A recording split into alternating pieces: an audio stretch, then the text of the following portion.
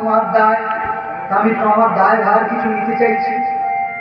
তুমি, আমার কোনো সন্তান নেই, বাড়িতে শুধু মেয়ে কন্যা, কিন্তু যে পিতার আছে সে ভাবুন যে কন্যা দান যদি করতে পারেন তার যে পূর্ণ ফল হবে আপনি ভাবতে পারবেন না যে কি পূর্ণ ফল আপনি পাবেন। সে পূর্ণ সংচিত্রগুপ্ত খাতায় লিখে শেষ করতে পারে। কন্যা সন্তান মানে সে অবহেলা নয়, তুচ্ছ নয়, তবে তার পিছনে একটা কিন্তু আছে। কিন্তুটা কি? হচ্ছে কন্যা দান করে পিতা যদি সেই কন্যার উপার্জনে অন্ন গ্রহণ করে বা খায়, তাহলে পিতার যা পূর্ণ হয়েছিল সব চলে যাবে জলার।